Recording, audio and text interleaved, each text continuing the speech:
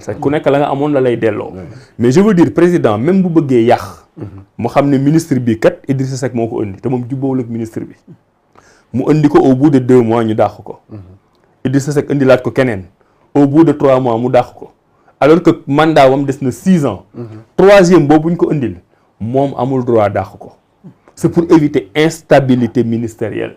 donc système bi c'est très réfléchi, c'est très pensé, c'est soumis à des grands scientifiques, à des juristes, à des politologues. maintenant nag boo ko waxee day mel ni yow da nga jóge ci neige bi rek boo tux wala nga tux say yàmba di wax lu la neex. man livre bi li ma ci gën a neex. xam nga livre bi dama def conférence université Gaston Berger ma lancé idée bi. mu bëri critique parce que temps yooyu boo leen fàttali ko contexte bi. temps yooyu la Idrissa Seck di door a dugg ci Macky Sall mooy mburoog sow bi. man bàyyi woon naa Idrissa Seck génnoon naa réew mi bàyyi woon naa politique. ñu bëri xam nga politique Sénégal ni muy doxee bi ma ne nag dañu war a def concordance. ñu bëri ne kii kat moo nekkoon porte-parole Idrissa Seck. moom dafay layal Idrissa Seck li mu dugg moom sax dafa bëgg a dugg ci gouvernement. mooy Gloria. voilà donc contexte bi dafa yàqoon nit ñi ni ñu déggee wax bi. ma dem toog bind bi may bind nag dama tenir compte ci critiques yi améliorer le modèle. mais bi ma ko bindee ba léegi moo tax yow Mbissane maa ngi lay remercier. amuma ci débat. c'est que Sénégal malheureusement amatul débat sur des sujets sérieux mais man dama jël sama idée teg nee naa leen man droit laa def les grands juristes yi ñu doon français yi di wax la ñu xew France la ñuy def man li xew Sénégal laay def livre bi amul benn note de bas de page nee nañ ma bu ko waxati mais je l'assume parce que samay idée moo ci nekk parce que je suis juriste je suis un homme politique pratiqué naa les institutions du Sénégal nee naa lii laa proposé. c'est ça bu ma yàlla mayoon ndam nag ci élection présidentielle. chantier boobu dama ciy taxaw parce que man gëmuma ay mandat yu bëri gëmuma gars yi itam nit ñi politique nii. c'est ça malheureusement alors gouvernement de wala démocratie de concordance bi. gouvernement de concordance bi. am na kuy interroger wu sax naan est-ce que dina possible bu fekkee ne njiitu réew mi pouvoir yi mu am yëpp. da koy continuer di am mais répondre nga ci question bi justement pour dire juste que pouvoir yi ça va être partagé. mais d'une manière démocratique. tout à fait on va dire mais yaakaar nga ne docteur bu fekkee ni gouvernement boobu da nga ko bëgg a réaliser en tout cas démocratie boobu da nga ko bëgg a mettre en place.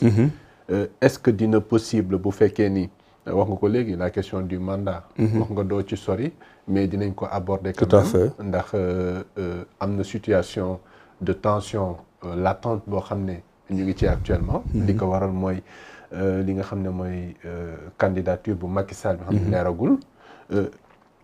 def ngeen symposium. des juristes waxtaan nañ ci. et pourtant constitution wax na ci lu leer. tout à fait lan moo waral donc ngeen ñëwaat di ci waxtaanaat qu'en est-il est-ce que dafa am ambiguïté par rapport au texte lan moo waral ndaje yooyu ak waxtaan yooyu. gis nga Abdou Khadre man en tant que juriste. saa yu ñu ma posé question boobu damay am malaise. parce que dafa mel ni ñun juriste sénégalais yi dañu nekk di doyadal suñu bopp. ba ku ñu waru woon sax yàpp ñu. da ngay sax dégg léegi gars yi di sànni xeer naan Sénégal dañu war a tëj les facultés de droit parce que ça sert finalement à rien. te boo xoolee débat public bi ni muy demee des fois da ngay am impression boobu alors que droit bi c'est sérieux débat bi warul woon am man je rappelle souvent que 2012 dama bokkoon ci ñu contrôle le troisième mandat d'Abdoulaye Wade ma xeex ko nag par tous les moyens yu ma am. mais 2012 li may contre candidature Abdoulaye Wade man j'avais du respect pour ñi nga xam ne beneen position bi lañ amoon parce que je pensais que ñooñu ils étaient de bonne foi xam nga lu tax parce que il y avait matière à interprétation Abdoulaye Wade constitution 63 lañ ko élire en 2000 mu ñëw def référendum en 2001 indi beneen constitution loolu ñi def droit c'est une question très simple première année de droit ngay jàng ce qu'on appelle le conflit des lois dans le temps moom ñaari constitution yi dañu superposé wu donc man sama interprétation mooy Abdoulaye Wade warul nekk candidat mais mën naa nangu beneen juriste ne Abdoulaye Wade mën na nekk candidat ça c'était un débat de gentleman à mon avis moo tax bi constitution bi tranché ku nekk dem continuer def la nga daan def pour man nag c'est totalement différent de bii gis nga bii nii ku fi nekk di défendre ne Macky Sall mën na nekk def troisième candidature da ngay wax lu la neex j'ai beaucoup de respect pour ceux qui prennent des positions mais bii nii c'est trop parce que kuy juriste xam nga ko ku dul juriste xam nga ko tey Macky Sall bu jëlee dossier wam ànd ak le professeur Ismaïla Madior Fall ñu waaxu dem conseil constitutionnel déposer fa candidature lan la ñuy laaj waa conseil constitutionnel donc Macky Sall bi nga xam ne moo bind constitution bi ne man Ismaïla Madior Fall bindal ma ne bii mooy sama deuxième et dernier mandat bindal ma ne problème mu mandat dama ko bëgg a régler définitivement 2016 waa CNRI yi sax proposé nañ ma indi beneen constitution mais bëgguma indi beneen constitution 2001 bi fi nekkoon mooy continuer donc c'est une révision constitutionnelle on n'a pas changé de constitution loolu yëpp parce que dama bëgg en 2024 ma pare keneen ñëw waaye yow mi bindulu loolu mu jóge ci sa biir xel ki nga ko bindal ngeen di ànd yàlla suturaal leen feebaru leen woppu leen deewu leen dara jotu leen yéen a ngi fi léegi ngeen di dem laaj koo xam ne ba ngeen di xalaat ak ba ngeen di bind mooy conseil constitutionnel moom toogul nga dem di ko laaj yow waa conseil constitutionnel man lan laa bëggoon wax man Macky Sall ba may bind constitution bi mais est-ce que vous vous rendez compte du niveau de ridicule bi Sénégal teg boppam léegi Macky Sall mooy dem laajte ji waa conseil constitutionnel yéen conseil constitutionnel ba may bind fekkew leen ba may xalaat fekkew leen kii ma bindal Ismaïla Madior Fall mu ngi nii moo ma téel sax sama saak moom laa àndal léegi yéen ñi fekkewul woon wax leen ma man lan laa bëggoon wax. peut-être daf ko fàtte wala. bon tu as beaucoup de sens de l'humour Abdou Khadre moo tax ma ne la affaire bi tayeef la. déjà dafay jeter en pâture les membres du conseil constitutionnel. c'est-à-dire que dafa leen di ridiculiser parce que dafa leen di poser question boo xam ne wóor na ko ne li mu bëgg a dégg lañ koy wax te ñooñu bu ñu waxee li mu bëgg a dégg mooy respecté wuñu seen serment. donc mu ngi tooñ ñooñu mu ngi tooñ peuple sénégalais. fragiliser institution yi mais totalement. te man j'assume que nit bu dee yow yaa war a doxal loi yi dans un pays yow mi war a doxal loi yi nga dem ba respecter te loi yi mais dëkk boobu amatul loi. yow mënoo ne man maay Macky Sall loi moom ma fi teg moo tax Sénégal yëpp nangul ne maay président lu ma dogal gars yi topp ma bu may génn ñu jox ma ay moyens jox ma ay gyrophares jox ma ay gendarme loolu lépp loi la. yow boo demee ba respecté too loi boobu mais mënoo jàkkaarloo ak sa askan bëgg ñu respecté loi boo xam ne yow yaa koy jalgati. c'est pas possible loolu nag mooy en bon français c'est la définition du chaos mooy da ngay dem ba kenn respecté tul dara parce que bu dee Ismaïla Madior Fall professeur agrégé de droit constitutionnel jàngale ay sénégalais droit constitutionnel bind ko ci ay téere moo mën a taxaw ne man waxatuma waxu constitution. léegi dañuy wuti ñun 2 millions de cartes bu ñu amee 2 millions de cartes Macky Sall day nekk candidat la mu bindoon yëpp mu salfaañe ko assumer ko mooy ñoom ñi nga xam ne ñoo yor doole dañu décider ne respecté tuñu loi mënuñu nag exiger des Sénégalais ñu respecter loi moo tax man juriste la dama waroon bokk ci ñi di wax naan nañu bàyyi ñu dem conseil constitutionnel tranché bu tranché ñu ànd ci mais waxuma loolu parce que loolu ay naxaate la Macky Sall amul droit jël dossier wam di dem di ko déposer au niveau du conseil constitutionnel parce que bu ko defee mooy mu ngi ci yoonu jalgati loi Sénégal bu jalgatee loi Sénégal mënul demander opposition bi respecter loi Sénégal te bu kenn respecté wul loi Sénégal mooy loi amatu fi pëcc xoo lay doon. c'est ça moo tax man li may wax sama mbokk opposition yi mooy bu ñu commettre erreur di xaar ba décembre ñuy déposer dossier yi di door a ñafe un combat contre la candidature de Macky Sall ça doit commencer tout de suite là maintenant. opposition société civile citoyen képp koo xam ne da nga jàkkaar ne Macky Sall warul ma nekk candidat dañ ko war a xeex moom ni mu bëggee ñu xeexe ko parce que amul combat juridique ñun nag suñu parti dañu bëgg a débat dañu bëggoon aussi puisque boobu ba léegi ñu ngi wax chroniqueurs yaa ngi wax journalistes yaa ngi wax homme politique yaa ngi wax ñu ne mais dëkk bi dafa war a am débat de technicien ñu dem jëli ay professeurs en droit jox leen opportunité ñu ñëw wax ba ñu ñëwee wax kenn rek moo ne fa Macky Sall mën na am 3e candidature te ba mu ko waxee balaa ñu fay jógee techniquement wan nañ ko ne la mu wax ci droit daf ci juum donc pour man ce débat juridique là n'existe pas Macky Sall le sait Ismaïla Madior Fall le sait ñi topp Macky Sall yëpp di ko wax nekkoon table conseil des ministres Ablaye Wade ñoom ñoo waxoon Ablaye Wade puusal ba fu mu yem mais ba Ablaye Wade poussé ba fu mu yem dañ ko fa bàyyi ñëw ànd ak Macky Sall c'est ça ñooñu ñooy waxaat Macky Sall puusal ba fu mu mën a yem ba fu Macky Sall mën a yem dañ ko fay bàyyiwaat ñëw àndaat ak ki fi nekk ñooñu du ñu ñuy déglu ñun war nañoo mën a am réew moo xam ne da ngay dem élection ci gagné Macky Sall yi muy def nii yëpp amul sens na wut candidat ñu respecteel ko candidat wam mu tàggat candidat wam bu gagné ñu respecté ko bu gagné wul ki fi yàlla teg nit ñi ànd ak moom liggéey. c'est ça. Mbissane. Mais au-delà de cette question limitation de mandat bi parce que dama lay peut-être bëgg a fekk si ci sa logique. Parce que par exemple boo ne mandat unique de 7 ans sama xel day dem ci septennat. Septennat fu mu jógee peut-être France. parce que yaa ngi gis ñun tamit suñu coow mandat bi bëri na. limitation de mandat kan moo ñu ko jàngal France wala yenn dëkku tubaab yi ñooñu bëgg a gëmloo ne démocratie aussi dañuy limiter mandat peut-être man mën naa am benn posture ba may wax ne. Le peuple est souverain. te le peuple ku mu fal aussi moom est-ce que jotul aussi en Afrique ñu abolir la limitation des mandats parce que wax nga ko sànq ci say wax dañoo nekk ci ay dëkk yi nga xam ne ni sotteegul. donc nit ki def fi benn 7 ans wala mu def fi benn 10 ans mënul pare liggéeyam yëpp. donc tant que le peuple est souverain.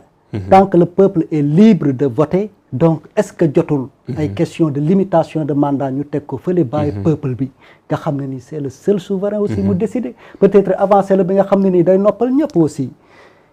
Très bien Mbissane première chose mooy septennat jëlewuñu ko France.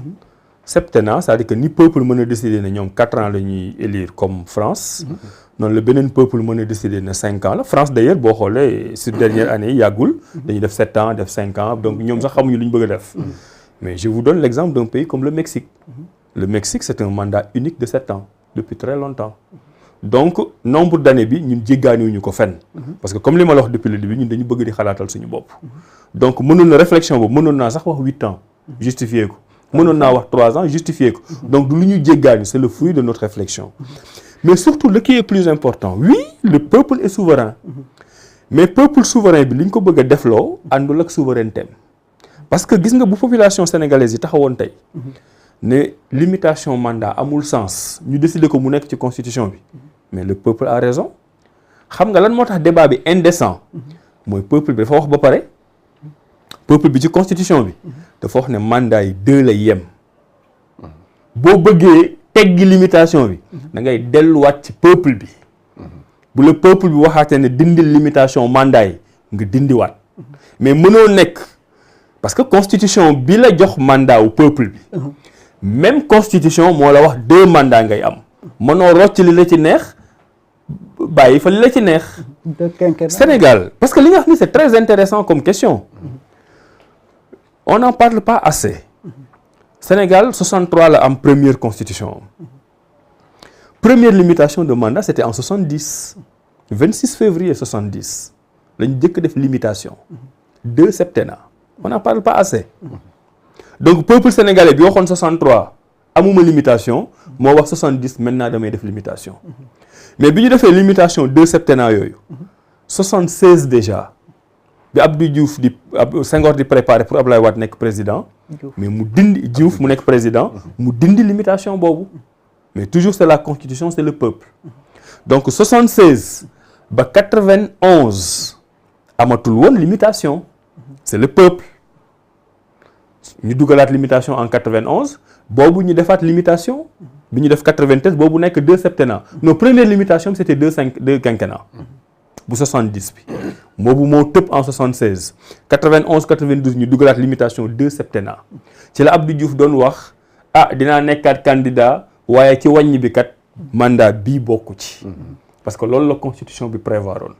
Abdou Diouf bu gagné woon en 2000 dafay am droit présenter waat même en 2017. mais c'est le peuple qui avait décidé que amatul limitation. 2001 bi Ablaye Wade di ñëwee. mais lañ dugalaat limitation. fii nag gars yi di naxee nit ñi dans l'argumentaire. dañuy fàtte wax ne depuis 2001 ñu dugalaat limitation boobu. amul benn modification ci constitution bi. bu laal limitation boobu. donc la limitation elle est là depuis la constitution de 2001.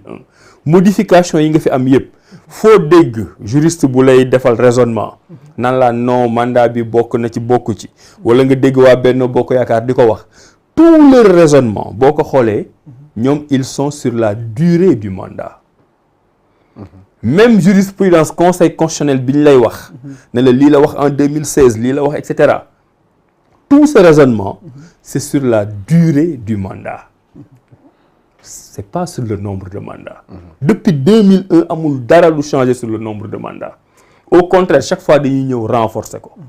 deuxième alinéa bi ñu indi ne nul ne peut exercer plus de 2 mandats consécutifs dafa ñëw renforcer li nga xam ne moo fi nekkoon 2001 donc li ñu lay wax ay conseil constitutionnel yëpp dañu lay lëndëmal parce que xam nañ la bu ñu la waxee conseil constitutionnel yow le sénégalais lambda ay décision conseil constitutionnel ay 50 pages ay 100 pages kenn du dem di ko lire li conseil constitutionnel wax tam doo ko teggi mais c'était par rapport à la durée du mandat boo xoolee depuis lors mandat bi day valse 5 ans Abdoulaye Wade 2007 7 ans après 2007-2012 5 ans après ñu demaat 2012-2019 7 ans léegi ñëwaat nañ 5 ans donc jurisprudence bi fi am yëpp ci loolu la mais durée nombre de mandats yi kenn mësu ko laal donc ñoom ñëpp li ñu ciy wax pour man amul sens léegi nag mais peuple Sénégal bu ko neexee président beneen ñëw ñu def référendum constitutionnel wala changement constitutionnel ñu bañ a limiter man sama option mooy limiter man non seulement dama bëgg limiter mais man dama sax bëgg limiter mandat unique man Abdourahmane Diouf loolu laa xalaat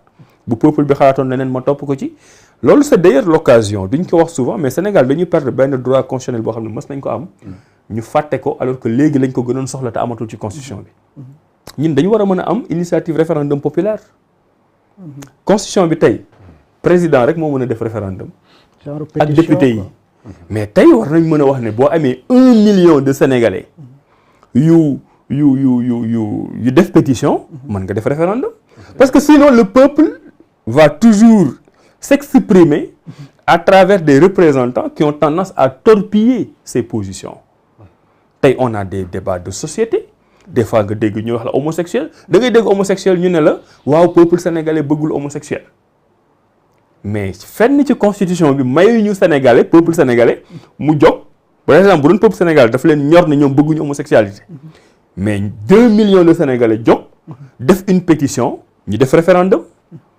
moi je connais bien le fonctionnement des institutions de la Suisse mais c'est comme ça que ça se passe moom la ñu woowee les votations mais politiciens yi suñu genre gi fexe nañ ba initiative référendum populaire boobu amatul donc politicien bi ñu fal mooy buur mooy bummi c'est ça moo tax c'est difficile de parler au nom du peuple tey ba Benno Bokk Yaakaar boo leen déggee lan la ñuy wax